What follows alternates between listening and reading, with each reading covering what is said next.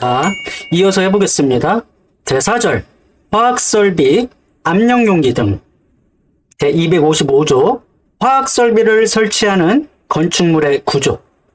사업주는 별표 7의 화학설비 및 그 부속설비를 건축물 내부에 설치하는 경우에는 건축물의 바닥, 벽, 기둥, 계단 및 지붕 등의 불연성 재료를 사용하여야 한다. 불연성이라는 것은 불에 타지 않는 재료입니다. 자, 그리고 화학설비 및 그 부속설비, 별표 7에 있는 내용, 여러분들 이쯤에서는 다 숙지를 하셨죠? 반드시 숙지하시기 바라겠습니다. 제255조부터 제260조까지는 그렇게 중요한 내용은 아닙니다. 일반적인 화공안전과 관련된 내용이니까 가볍게 저와 함께 이렇게 읽어보는 것으로 하겠습니다. 제256조 부식방지.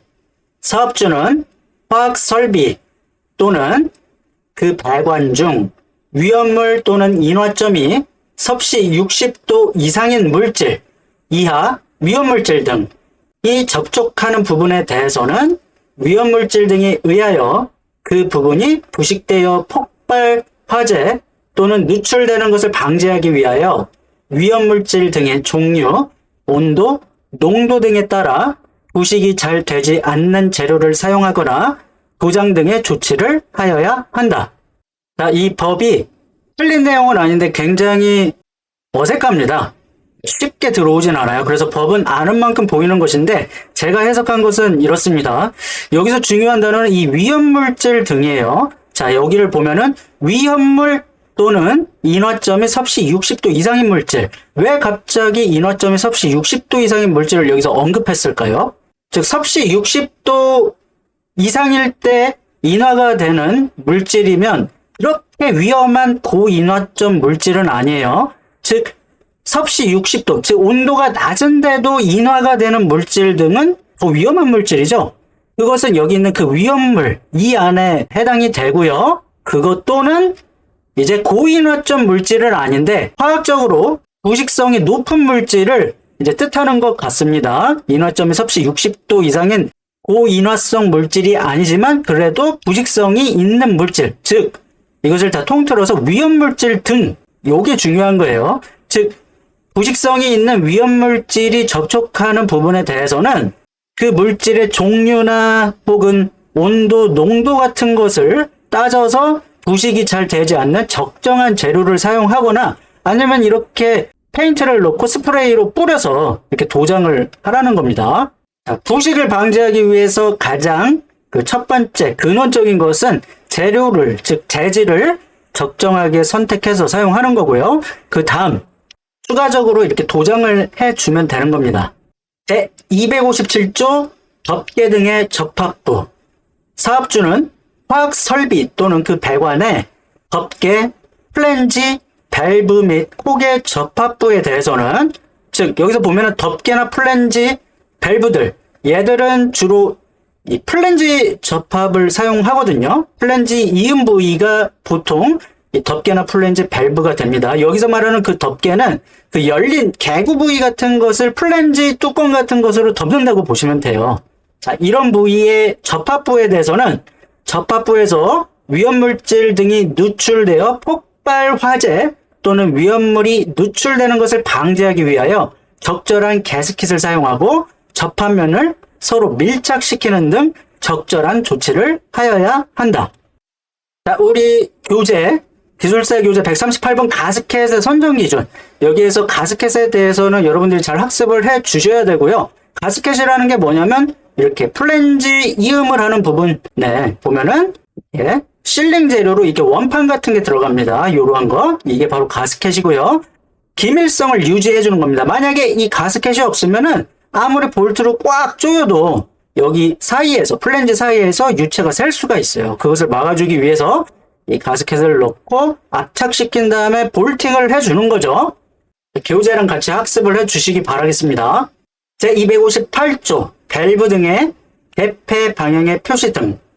사업주는 화학설비 또는 그 배관의 밸브, 콕 또는 이것들을 조작하기 위한 스위치 및 누름 버튼 등에 대하여 오조작으로 인한 폭발 화재 또는 위험물의 누출을 방지하기 위하여 열고 닫는 방향을 색채 등으로 표시하여 구분되도록 하여야 한다. 일반적인 내용이에요.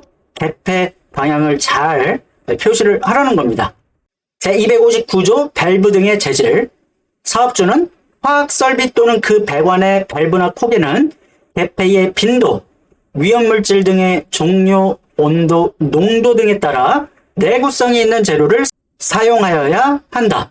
밸브도 개폐하는, 즉 열고 닫는 빈도가 높으면 내구성이 더 있는 재료를 사용해야 되겠죠. 그리고 이 안에 흐르는 위험물질의 종류가 무엇이냐, 그리고 운전하는 온도가 높으면 더 내구성이 좋은 재질을 사용해야 되겠고요. 이 농도도 함량이, 부식성 함량이 높으면은 내구성이 있는 재료를 사용해야겠죠.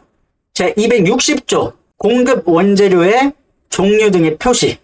사업주는 화학 설비에 원재료를 공급하는 근로자의 오조작으로 인하여 발생하는 폭발 화재 또는 위험물의 누출을 방지하기 위하여 그 근로자가 보기 쉬운 위치에 원재료의 종류, 원재료가 공급되는 설비명 등을 표시하여야 한다. 자, 여기까지는 그렇게 중요하다기보다는 일반적인 내용들이었다면은 261조부터는 이제 굉장히 중요한 주제가 시작을 합니다. 즉 안전 밸브 등의 설치에 관한 사항인데, 여기 보면 기술사 기출 문제로도 자주 출제가 되고요. 그리고 지도사 기출 문제로도 빈출 문제입니다. 자, 2025년도에도 나왔습니다. 지도사에서. 시작하기 전에 이 안전 밸브 등이라는 것은 과압을 해소시켜주는 장치들이에요. 즉 안전 밸브와 파열판, 얘 두 개를 합쳐서 안전 밸브 등이라고 보시면 됩니다. 그러면 이 안전 밸브 등을 설치해야 되는 대상에 대해서 반드시 암기를 하셔야 되니까 5가지, 이것을 같이 알아보도록 하겠습니다. 제1항, 사업주는 다음 각호의 어느 하나에 해당하는 설비에 대해서는 과압에 따른 폭발을 방지하기 위하여 폭발 방지 성능과 규격을 갖춘 안전 밸브 또는 파열판, 이것들을 안전 밸브 등이라고 했습니다. 설치하여야 한다. 다만 안전 밸브 등에 상응하는 방호 장치를 설치한 경우에는 그러하지 아니하다. 1. 압력 용기. 안찌름이 150mm 이하인 압력 용기는 제외한다. 그러니까 너무 작으면 제외를 하는 것이고요. 압력 용기 중 관형 열기관기의 경우에는 관의 파열로 인하여 상승한 압력이 압력 용기의 최고 사용 압력을 초과할 우려가 있는 경우만 해당한다. 자, 우리 교재 문제 196번 기술사 교재 보면은 안전 밸브의 소유 분출량, 배출 용량, 이것을 산정할 때 이 열교환기에 대한 것도 따져줍니다. 자, 여기서는 열교환기가 무엇인지만 간략하게 좀 설명을 드리도록 하겠습니다. 열교환기는 말 그대로 열을 교환해주는 장치입니다. 그래서 이렇게 차가운 물과 이렇게 빨간색으로 된 뜨거운 물이 서로 직접 접촉을 하는 게 아니라 간접 접촉을 하는 거예요. 즉 어떠한 원리로 이렇게 열교환을 하게 되냐면 뜨거운 물은 이렇게 들어가서 이 튜브 사이드로 흐르게 됩니다. 이 튜브가 지름이 작은 관이라고 보시면 돼요. 그래서 관형 열교환기라고 하는 겁니다. 그리고 이 차가운 물은 여기 쉘 사이드라고 하는 부분에서 이렇게 차가운 물이 들어와서 이렇게 흘러갑니다. 칸막이가 있어가지고 흘러가면서 이렇게 빠져나가요. 그러면서 이 뜨거운 물과 이 파란 차가운 물이 서로 간접 접촉을, 즉 직접 이렇게 섞이는 게 아니라 간접적으로 접촉을 해서 열교환을 해주는 건데, 만약에 여기 있는 그 열교환기의 튜브가 파단이 일어나면요, 여기에서 자 물이 새어 나올 겁니다. 물이 새어 나오면 이 안으로, 즉 이 파란 물과 섞이면서요, 얘가 감당할 수 있는 최적을 넘어서면은 이 열교환기가 파단이 발생하는 겁니다. 즉 그렇게 자 폭발이나 파단이 발생할 수 있는 가능성이 있는 경우에는 안전 밸브를 설치해야 된다는 겁니다. 그러면 뭐 안전 밸브는 쉽게 그냥 설명을 해서 여기에 이렇게 설치될 수도 있고요. 그쵸? 그리고 이쪽으로 나가는 부분, 아웃렛 부분의 어느 배관부에다가 이렇게 브랜치를 내서 안전 밸브를 또 설치할 수 있겠죠? 이러한 식으로 설치를 하라는 겁니다. 자, 이렇게 아는 만큼 보이는 거예요. 그리고 정변이 압축기나 정변이 펌프. 자, 이런 종류들은 제 영상에서도 여러 번 설명을 했지만 만약에 그 정변이 펌프 후단에 즉 이렇게 펌프가 있으면은 펌프 후단에 즉 펌프 토출 배관에 이렇게 밸브가 있으면은 이 밸브가 잠겨 버렸을 때 원심 펌프 같은 경우에는 압력이 더 이상 올라가지 않지만 만약에 얘가 정변이 펌프라고 한다면 압력이 끝도 없이 올라갑니다. 이렇게 유체가 흐르지 못하면서 이 내부가 과압이 되는 거예요. 그래서 이러한 경우에는 폭발 사고가 발생할 수가 있으니까 안전 밸브를 설치하는 겁니다. 4. 자, 배관. 2개 이상의 밸브에 의하여 차단되어 대기 온도에서 액체의 열 팽창에 의하여 파열될 우려가 있는 것으로 판정한다. 자, 배관부에도 만약에 이렇게 더 쉽게 그리면요. 이렇게 배관이 있습니다. 배관이 있는데 이 끝단에 밸브가 이렇게 설치가 되어 있다라고 볼게요. 밸브가 양 끝단에 어떤 이유로 해서 어떤 목적으로 해서 이렇게 밸브가 설치가 되어 있다라고 한다면 만약에 운전원 실수로 혹은 유지 보수를 위해서 이 밸브를 다 잠궈 놨다라고 보겠습니다. 다 잠궈 놨을 때 이 안에 유체가 꽉 차져 있다라고 했을 때 이 바깥에서 예를 들면요 온도가 너무 높아져 가지고 이 햇빛 때문에 너무 온도가 이 안에서 높아질 수가 있거든요. 자, 더운 지방들 즉 중동 같은 지역에서는 이렇게 열을 받았을 때 이 내부의 온도가 올라가면서 이 내부가 팽창할 수가 있습니다. 팽창했을 때의 경우에 따라서 만약에 이 배관의 그 설계 압력이 이 상승하는 압력을 견디지 못하면은 폭발 사고가 발생할 수 있는 거예요. 이러한 우려가 있는 것에 한정해서는 안전 밸브를 이렇게 설치해 놓으라는 내용입니다. 5. 그 밖의 화학 설비 및 그 부속 설비로서 해당 설비의 최고 사용 압력을 초과할 우려가 있는 것 일반적인 내용입니다. 자, 그리고 다음 장의 내용도 중요한데요. 자, 여기서 우리가 집중해서 봐야 되는 사항은 검사 주기입니다. 검사 주기. 제2항부터 읽어보겠습니다. 제2항. 제1항에 따라 안전 밸브 등을 설치하는 경우에는 다단형 압축기 또는 직렬로 접속된 공기압축기에 대해서는 각 단 또는 각 공기압축기별로 안전 밸브 등을 설치하여야 한다. 즉, 이 압축기 같은 설비들을 압축을 한 번만 하는 것이 아니라 여러 단에 걸쳐서 할 경우, 즉 여러 개를 설치할 경우에는 공기압축기 각각에 대해서 설치하라는 내용으로 이해하시면 되겠습니다. 자, 3항 제1항에 따라 설치된 안전 밸브에 대해서는 다음 각호의 구분에 따른 검사 주기마다 국가 교정 기관에서 교정을 받은 압력계를 이용하여 설정 압력에서 안전 밸브가 적정하게 작동하는지를 검사한 후 납으로 봉인하여 사용하여야 한다. 다만 공기나 질소 취급 용기 등에 설치된 안전 밸브 중 안전 밸브 자체에 부착된 레버 또는 고리를 통하여 수시로 안전 밸브가 적정하게 작동하는지를 확인할 수 있는 경우에는 검사하지 아니할 수 있고 납으로 봉인하지 아니할 수 있다. 자, 여러분들 이 내용까지 다 하나하나 암기할 필요는 없어요. 이거는 자주 읽어보면서 머릿속에 이제 남으면 가능한 수준에서 같이 숙지를 해 주시는 거고요. 여기서 중요한 것은 이 컬러링 된 부분이니까요. 간략하게 설명을 드린다면은 압력계를 사용해서 이 설정 압력에서 작동하는지를 측정을 해 봐야 되겠죠. 검사를 해야 되는데 그럴 때는 아무거나 사용하면 안 되고 공인된 압력계를 사용하라는 거라고 이해를 하시면 됩니다. 그리고 레버가 달려서 수시로 작동 여부를 확인할 수 있는 안전 밸브가 있어요. 그러한 경우에는 이 납으로 봉인하지 아니할 수 있다라고 되어 있습니다. 자, 먼저 이렇게 보통의 안전 밸브 같은 경우에는 이 검사가 끝난 다음에 납으로 봉인을 해놔야 됩니다. 그래서 이 설정 압력 등을 임의로 어떤 작업자 등이 바꿀 수 없도록 납으로 봉인을 해 놔야 된다는 겁니다. 자, 그런데 이렇게 수시로 작동을 점검할 수 있게 된 밸브 같은 경우에는 납으로 봉인이 되어 있으면 그것이 오히려 방해가 되겠죠. 그래서 이러한 문구가 있다라고 보시면 됩니다. 1. 화학공정 유체와 안전 밸브의 디스크 또는 시트가 직접 접촉될 수 있도록 설치된 경우 2년마다 1회 이상.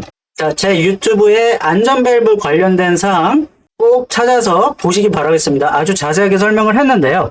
이 안전 밸브 같은 경우에는 유체가 이 내부에 이렇게 차져 있다가 이게 과압이 되면요, 얘를 배출해 줘야 되는데 어떻게 배출해 주냐면은 여기 지금 스프링이 달려 있어요. 스프링이 이렇게 달려 있고 이게 디스크입니다.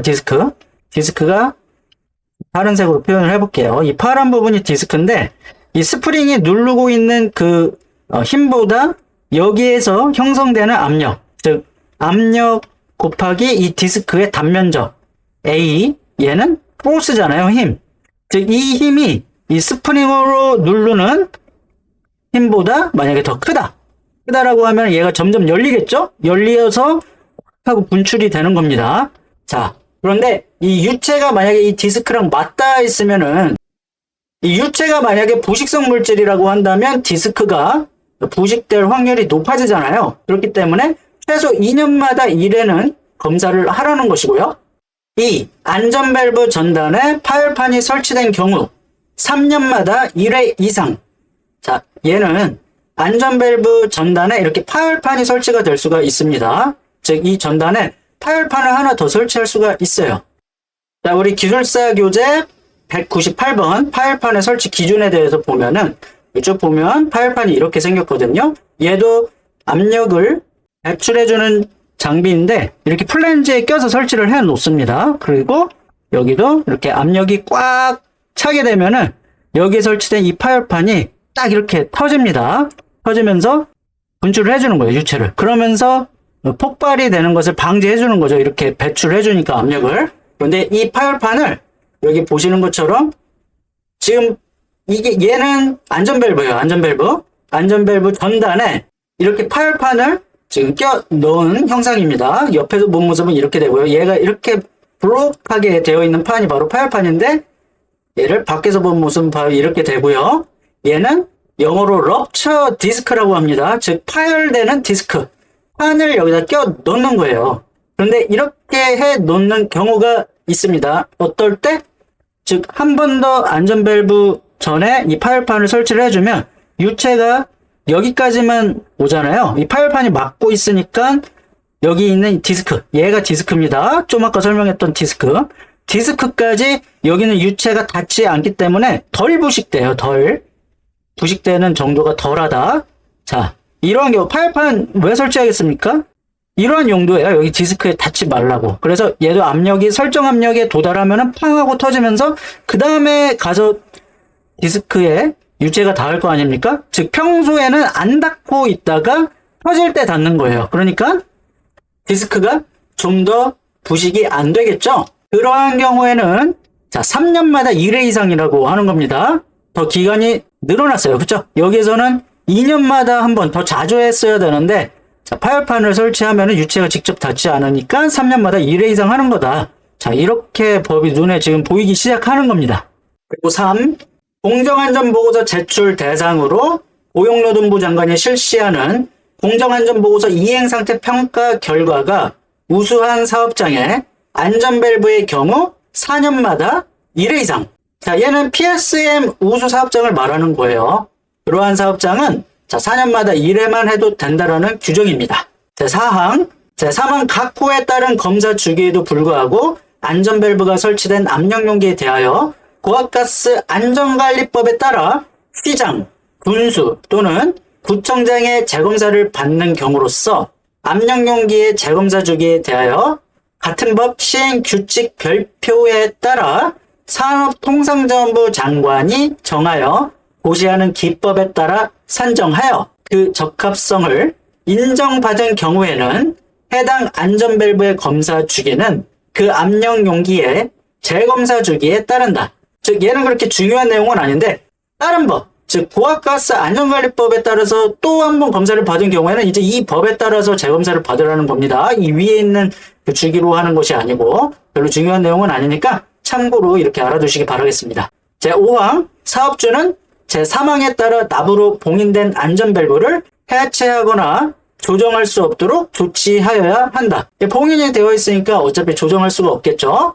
자, 파열판의 설치 이 내용도 굉장히 중요한 거예요. 기술사 지도사 다 출제되었고 또 앞으로도 계속 출제될 수 있는 주제라고 보시면 됩니다. 사업주는 제261조 제1항 각호의 설비가 다음 각호의 어느 하나에 해당하는 경우에는 파열판을 설치하여야 한다. 자, 이것도 컬러링 되어 있는 부분에 집중해서 보시면 됩니다. 1. 반응 폭주 등 급격한 압력 상승 우려가 있는 경우. 2. 급성 독성 물질의 누출로 인하여 주위의 작업 환경을 오염시킬 우려가 있는 경우. 예, 여기선 급성 독성 물질이라는 단어를 보시면 되는데, 자, 안전 밸브보다 이 파열판은 아까 보셨다시피 굉장히 간단하잖아요. 간단한 제품이기 때문에 부식될 수 있는 그러한 환경도 그 안전 밸브보다 그 부품의 수가 적어요. 단순하기 때문에. 그리고 보신 것처럼 판으로 이렇게 되어 있기 때문에 기밀성 측면에서 더 유리할 수가 있습니다. 그래서 파열판을 이렇게 급성 독성 물질 누출 우려되는 부분에 설치한다고 보시면 되겠습니다. 3. 운전 중 안전 밸브에 이상 물질이 누적되어 안전 밸브가 작동되지 아니할 우려가 있는 경우.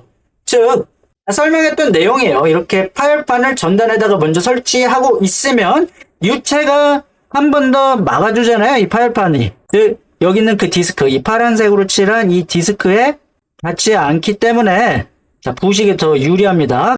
그리고 또 그 내용은 바로 여기에 부식성 물질 등으로 인한 그 생성되는 어떠한 그 찌꺼기, 이러한 것들이 적어지겠죠. 그래서 그러한 이물질 등을 방지하기 위하여 또 파열판을 설치할 수가 있겠습니다.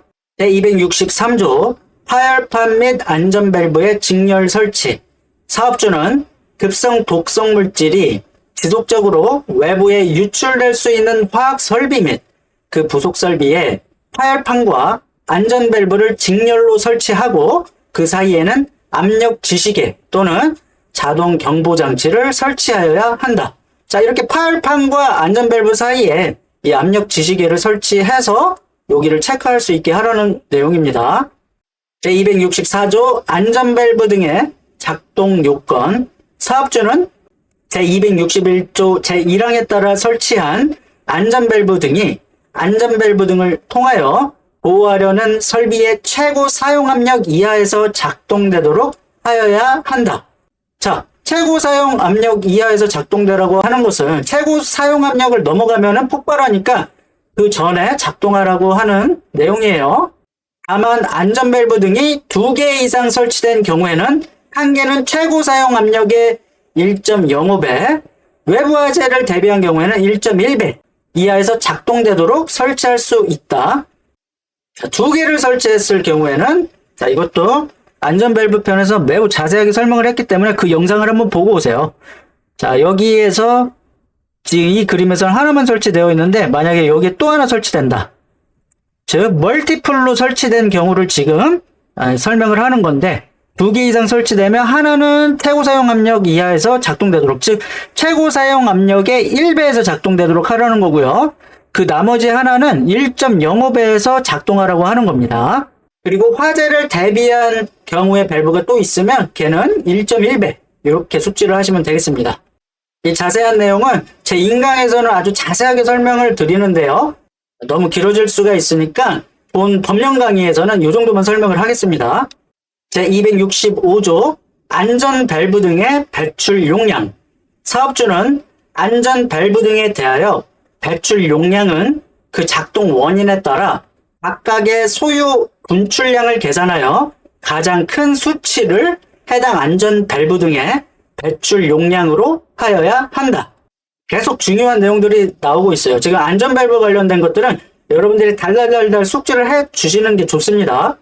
자, 우리 기술사 교재 196번을 보면요. 안전 밸브의 소유 분출량, 배출 용량. 아주 중요한 주제인데 중요한 규격이 바로 API 521입니다. 저희 교재 상단에는 항상 관련 규격들을 이렇게 다 적어 놓았죠, 제가. 그래서 여기서 그런데 특히 중요한 게 API 521 규격이에요.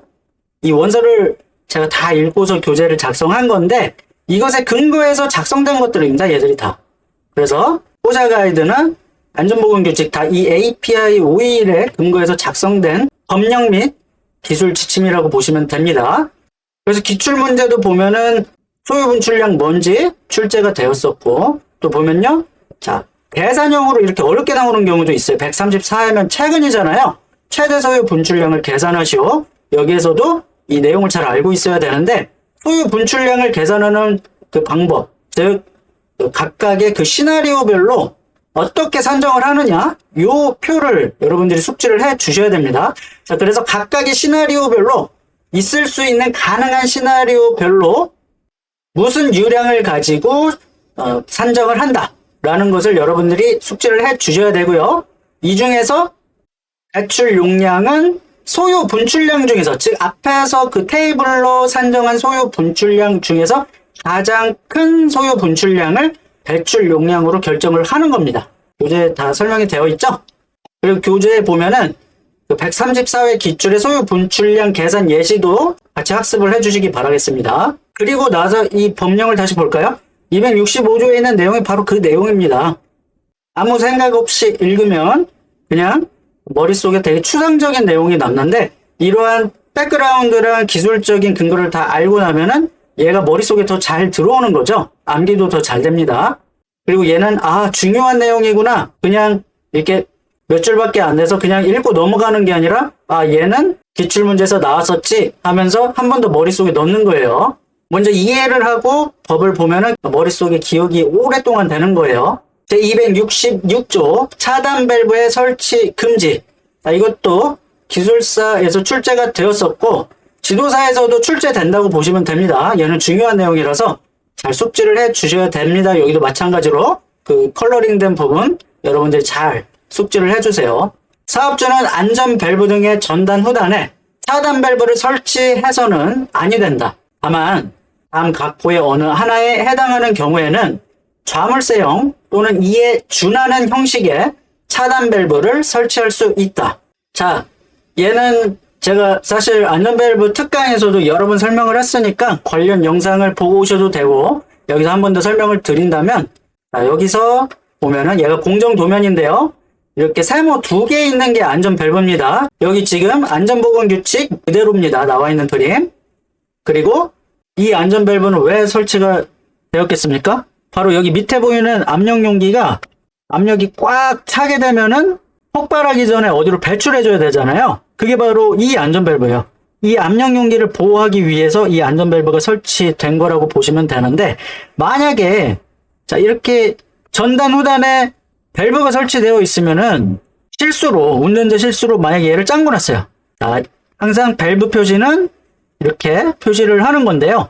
자, 까만색으로 이렇게 된 거는 밸브가 닫혔다라는 뜻입니다. 그래서 이렇게 닫혀 있다라고 볼게요. 만약에 실수로, 운전은 실수로 이렇게 잠궈놨다.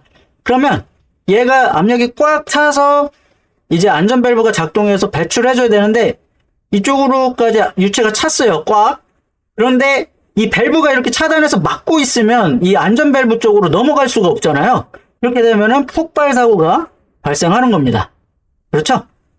그렇게 되면 안 됩니다. 그래서 웬만하면 이 안전밸브 전단과 후단에는 이렇게 밸브를 설치하지 말라는 거예요. 이렇게 실수로 잠글 수가 있으니까요. 근데 만약에 이렇게 설치를 할 경우에는 예외적으로 만약에 설치를 한다? 그러한 경우에는 좌물쇠라고 이렇게 되어 있죠. 이 밸브 핸들, 즉 우리 기술사 교재 216번 잠깐 갔다 올게요. 자, 카실드 오픈이라는 밸브가 있는데, 자 이렇게 밸브에 좌물쇠 같은 것을 설치를 해놓는 겁니다. 그래서 함부로 잠그지 못하도록 막아놓는 거예요. 그런데 가장 좋은 것은 이렇게 밸브를 설치하지 않는 거다라고 보시면 되고요. 밸브를 설치할 수 있는 예외 조건들이 이렇게 적혀져 있는 거라고 보시면 됩니다. 1. 인접한 화학 설비 및 그 부속 설비에 안전 밸브 등이 각각 설치되어 있고, 해당 화학 설비 및 그 부속 설비의 연결 배관에 차단 밸브가 없는 경우라고 되어 있는데, 각각이 설치되어 있다라고 하면은 우리 기술사 교재 202번 우리 교재는 이렇게 그림으로 각각에 대해서 다 넣어놨어요. 여러분들이 이해하기 쉽도록.